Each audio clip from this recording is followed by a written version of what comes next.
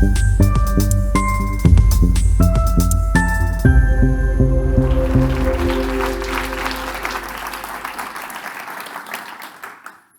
are told that the future belongs to artificial intelligence. But what if the most powerful intelligence isn't artificial at all?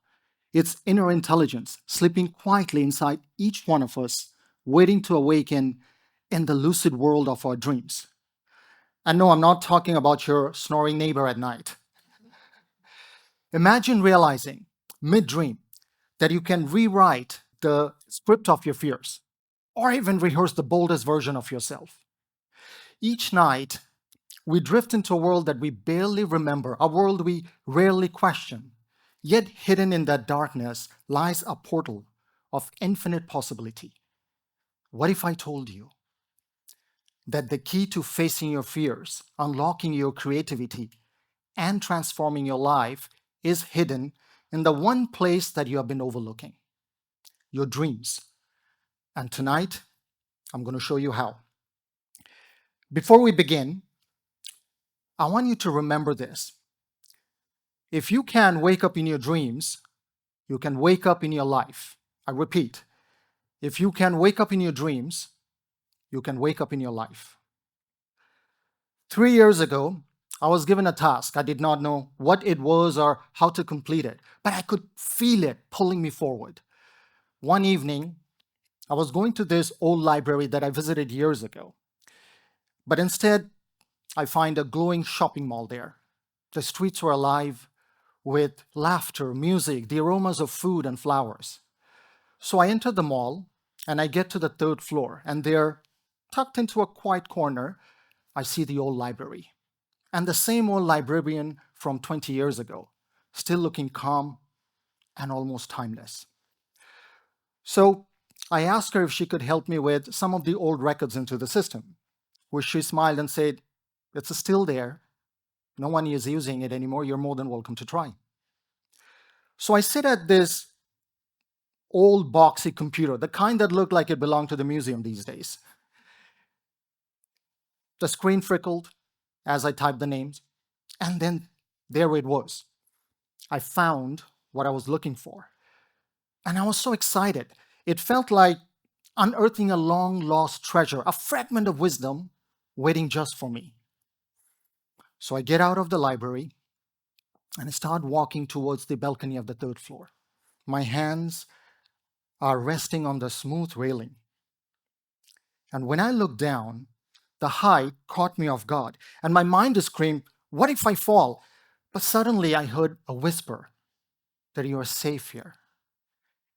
And in that moment, fear turned into pride because I did what I came here to do. But looking down, my heart was still pounding like a drum, dum, dum, and my palms started to sweat when it hit me that this isn't real.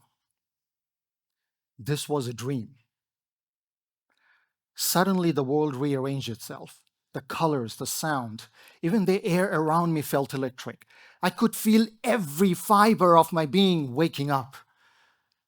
The fear surrendered, replaced by a rush of pure exhilaration, because if this was a dream, nothing could hurt me. So I stepped up on the railing of the third floor and jumped. I didn't fall. I was floating. The sky opened wide. And I felt like weightless, fearless, alive. I was lucid. And that moment was pure freedom. My fear shifted into curiosity, and curiosity transformed into confidence.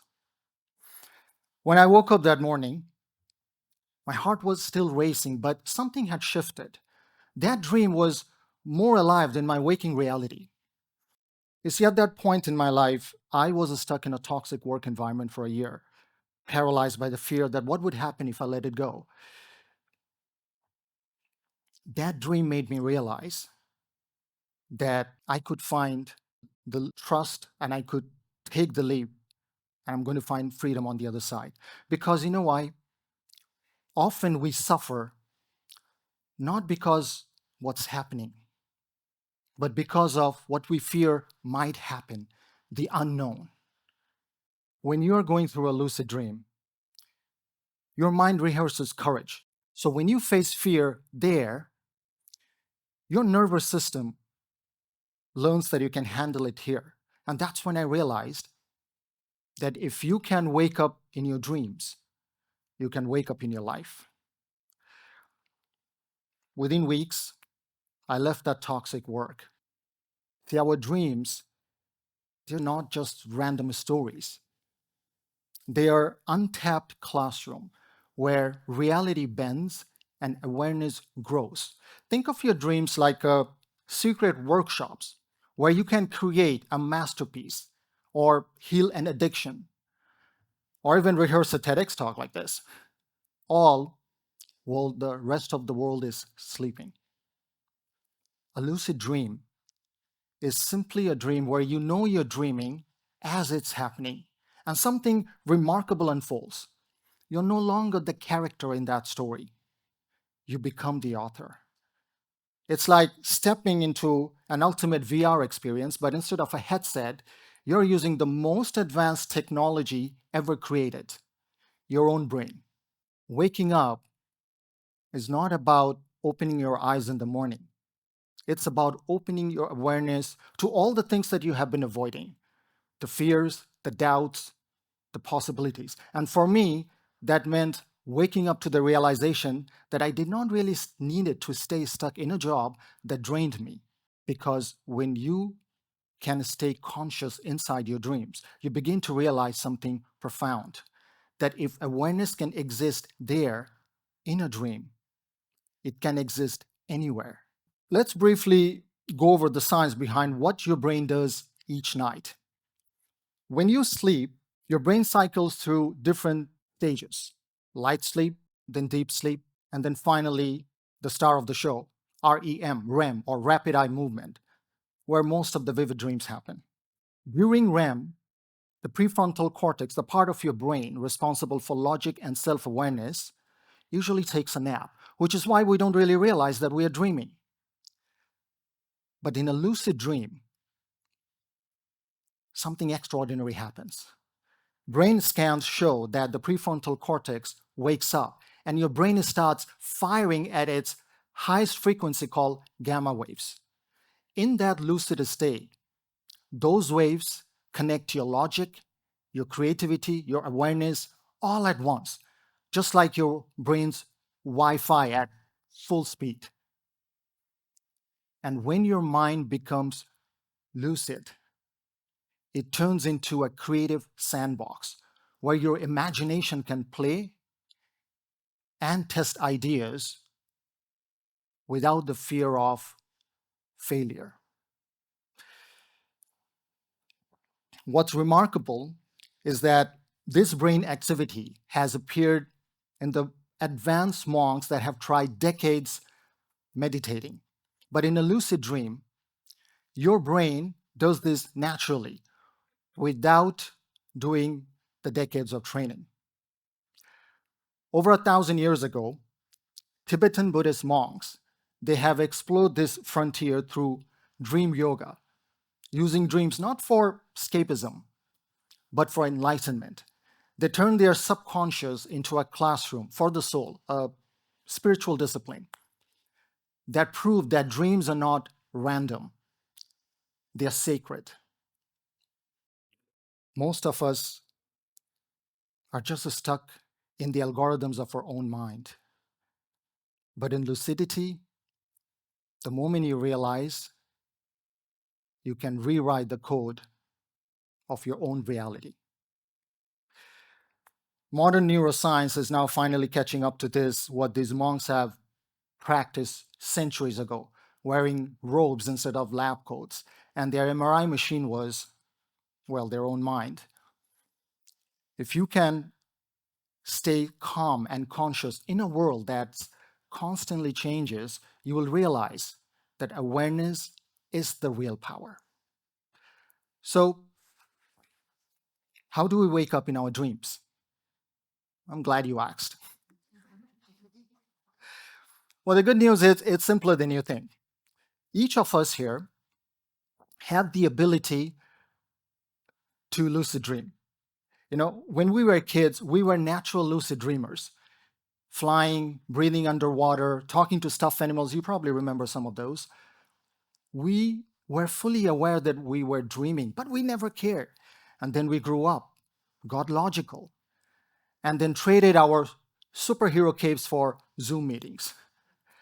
But the ability never left us.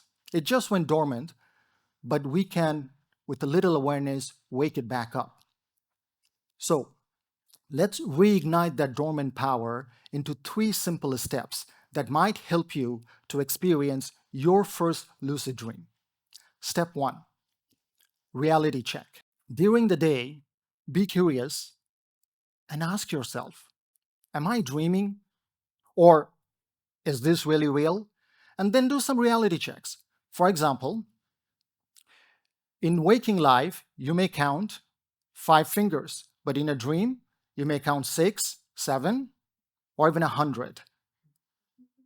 Or you could do a little jump, because in waking life, gravity pulls you back down. But in a dream, you might float, or you may moonwalk into the sky. Now, I wish I could show you how, but I will save you the embarrassment of my dance moves here. With these tiny little checks, it opens the doorway to lucidity. Step 2, the intention. Think of this as setting a magical password for your subconscious and repeat the intentions each night as you drift to sleep for the next 21 days. Tonight, I open the door to my dreams and I receive the wisdom. Say it like you mean it, because your subconscious is always listening. And finally, step 3, dream recall. Keep a dream journal beside your bed. And when you wake up in the morning, stop scrolling, because your dream is going to vanish faster than the morning mist. Instead, take a pause and ask yourself, what did I dream about today? And whatever you can remember, write it down. A sign, a color, a name, a pattern. And if you don't recall anything, just write, I don't remember my dreams today. It's all about consistency. That's still training your brain to pay attention. Think of these practices like planting bamboo seeds. At first, nothing is happening, but beneath the surface, your mind is laying the foundation, and when the breakthrough comes, the growth is exponential. And just like bamboo, your awareness will shoot up, transforming not just at night.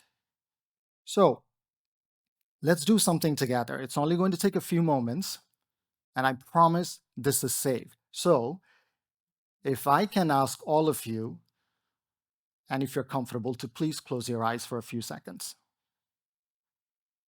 Thank you. Imagine you're standing at the edge of a tall building. The cool air brushes your skin. You could hear the faint hum of the city. When you look down, the city lights below sparkle like constellations. Your heart begins to race. You feel that familiar sensation, fear. It tightens in your chest and whispers in your ear, don't move. Now, take a deep breath. Feel the air fill your lungs. Remind yourself, this is safe. You're not really on the edge.